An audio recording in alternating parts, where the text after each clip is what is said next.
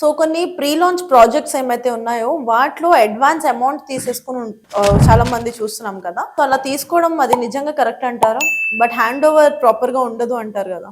డెఫినెట్గా hand over ప్రాపర్గా ఉండదు. ఒకటి ప్రీ లాంచ్ అనేది లాంచ్ అవుద్దో లేదో కూడా తెలియదు మనకు. ఓకే.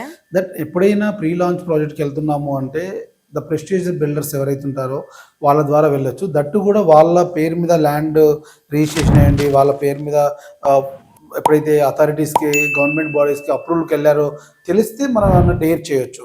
కానీ వాళ్ళ పేరు మీద ల్యాండ్ లేకుండా వాళ్ళ అప్రూవల్కి వెళ్తున్నారో వెళ్ళట్లేదో తెలియకుండా ఏ మోడ్ ఆఫ్ డెవలప్మెంట్లో వెళ్తున్నారో తెలియదు.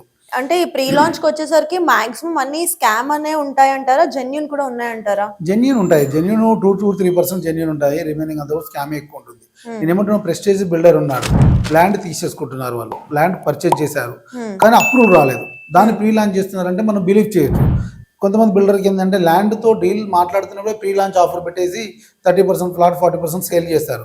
బట్ ఏదైనా డీవియేషన్ వచ్చి వీళ్ళకి ల్యాండ్ వీళ్ళు పర్చేజ్ చేయకుండా ల్యాండ్ లాడ్కు బిల్డర్కు మధ్యలో ఇష్యూ వచ్చింది అనుకోండి, ఆ ల్యాండ్ రాదు.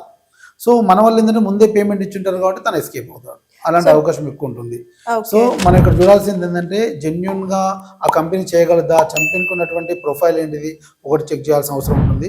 రెండు, ఆ ఏ ప్రాజెక్ట్ అయితే చేస్తుండో ఆ లొకేషన్లో ఆ ల్యాండ్ వీళ్ళ మీదకి వచ్చిందా లేదా, వీళ్ళు కొనుక్కున్నారా లేదా, ఏ డెవలప్మెంట్ రేషియోలో పోతున్నారు, దానికి అథెంటికేషన్ అగ్రిమెంట్స్ ఏమైనా ఉన్నాయా లేదా చెక్ చేయాలి. అప్రూవల్కి వెళ్ళారు 2 months టైం పడుతుంది, వెళ్ళొచ్చు, ప్రీ లాంచ్కి వెళ్ళొచ్చు. అసలు ఇవన్నీ ఇష్యూసే లేకుండా ఉండాలంటే లాంచ్ అయ్యే ప్రాజెక్ట్లోకి వెళ్ళి కొనుక్కోవడం బెస్ట్.